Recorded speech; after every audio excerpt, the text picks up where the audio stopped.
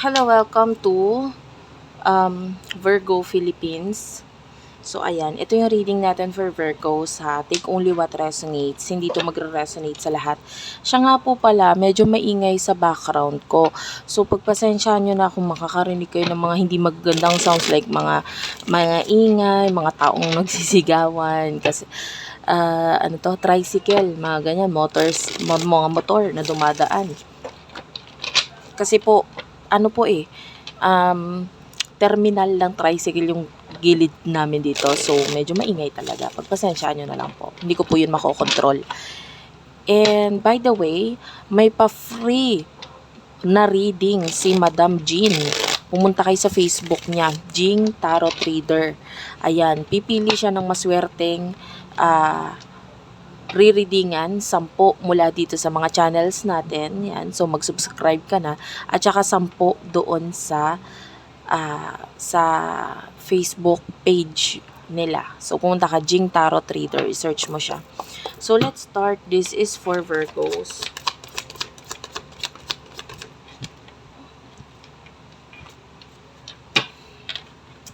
General reading for Virgo. King of Coins. Yeah, this is your element. Earth sign. Wow. The Chariot, the Six of Cups, the Queen of Cups, and the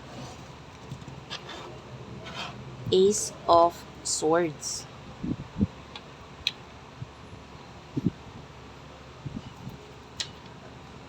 Five of Coins is at the bottom of the deck. Meron ako nakikitang person, malayo siya sa'yo eh. Okay naman siya, stable naman siya. I can see not a very stable, but rather a stable person. Parang kailangan ka niya. Pwedeng financially, kailangan ka niya. Naaalala or naiisip ka nitong taong to. I can see a lot of love and emotion with the Queen of Cups mula sa taong to. Pero more on isip talaga siya ngayon sa'yo. With the Ace of Swords. King of Coins, this is your energy. You're focusing on your money, sa sarili mo, success mo. Ayan. You're moving fast with the Chariot. That's your energy. Cancer energy.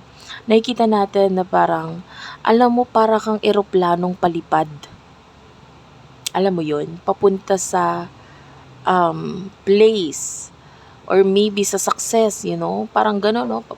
Papalipad, paasenso. Yung buhay mo, paalwan, pagaan ng pagaan. Yung nakikita natin sa'yo.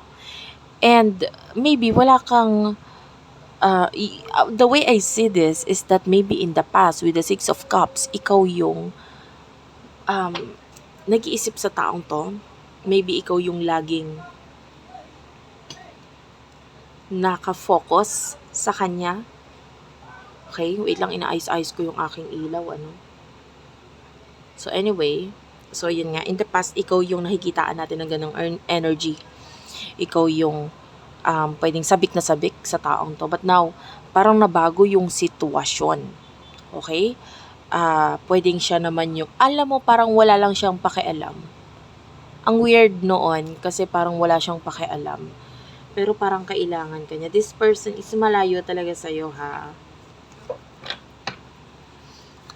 Bakit kanya iniisip ano yung kailangan niya sa'yo?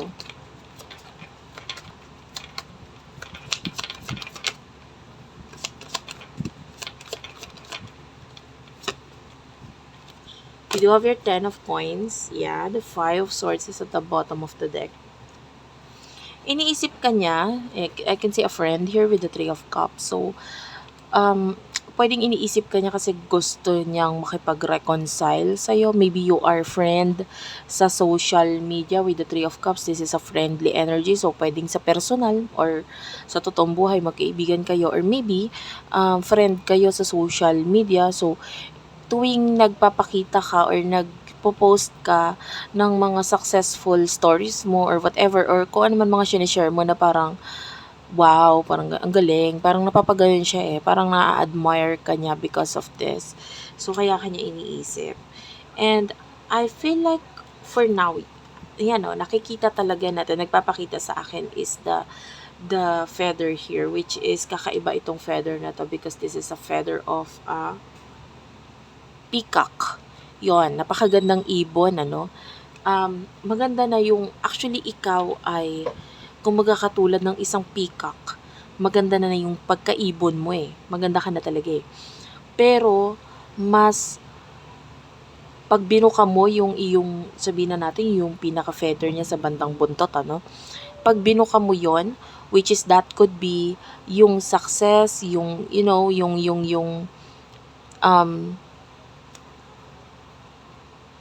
everything na maipagmamalaki mo, pag sinabi mo pa yon maybe sa social media, hindi naman way ng pagyayabang, but rather not nature mo na yun eh.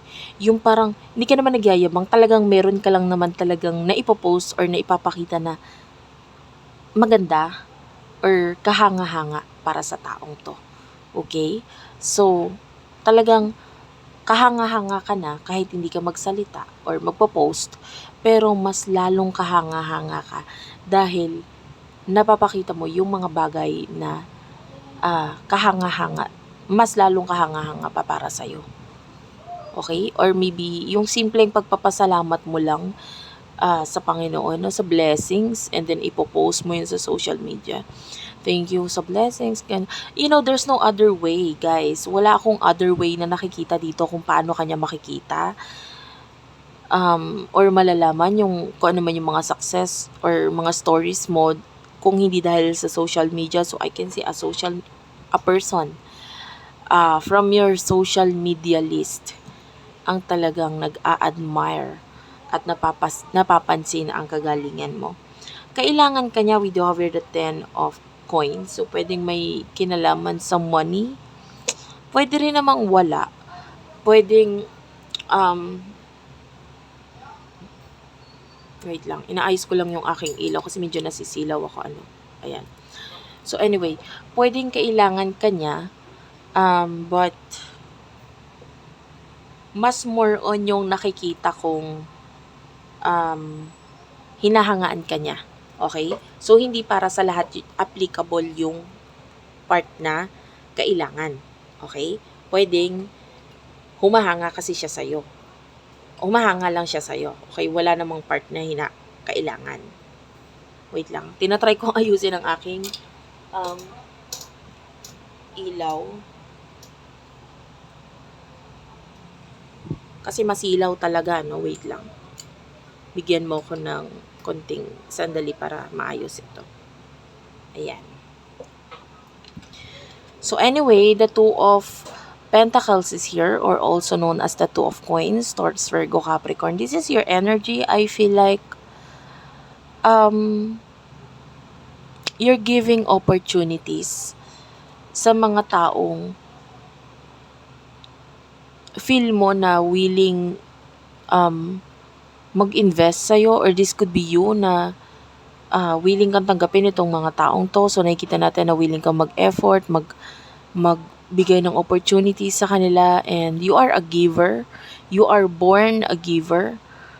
Madamot. Nakakita ko ng energy na madamot ka. Maybe sa ibang larangan, pwedeng sa pagkain, sa mga personal mong gamit, pero mapagbigay ka in a way na pwedeng kaya mong tumulong pagdating sa ikakaunlad ng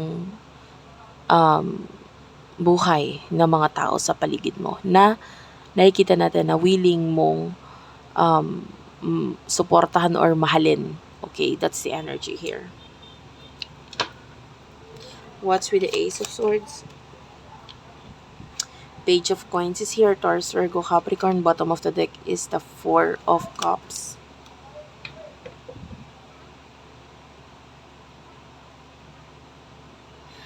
I'm seeing a new person. Could be younger than you. Way younger than you. Mas bata sa'yo.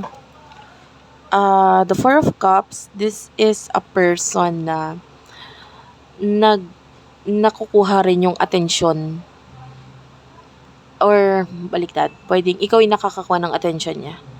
Pero, imposible ang gustuhin or mahalin ka. Parang ganun.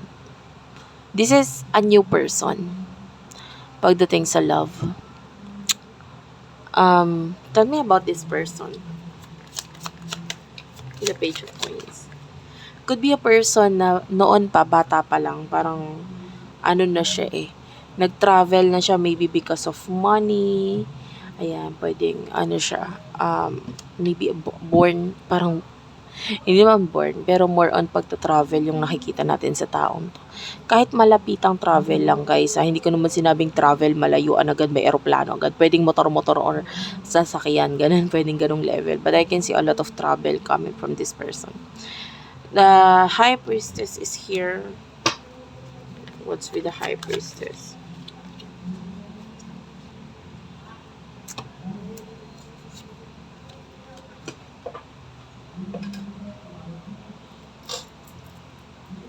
Um, I feel like pwedeng very spiritual person siya. So, pwedeng meron siya mga bagay na pinaniniwala ang spiritual din.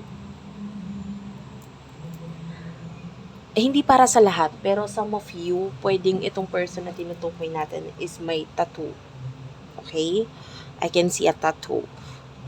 Or this could be you na may tattoo. But anyway, or thinking, iniisip pa lang na magpa-tattoo. Pwede ganun.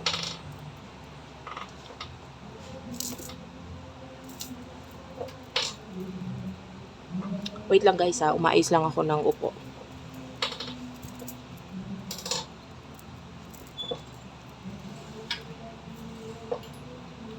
Anyway,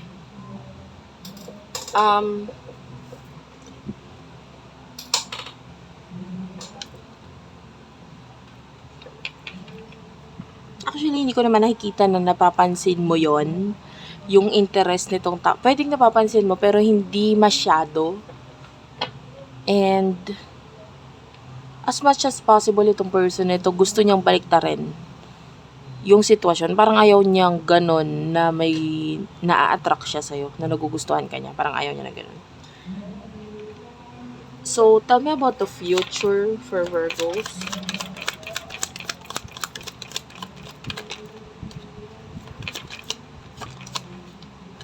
Okay.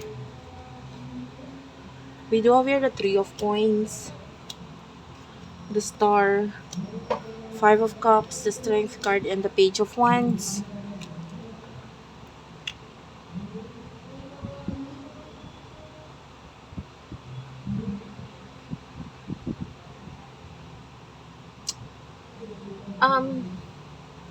Actually, in the future, nakakakita ko ng something na mag-e-end.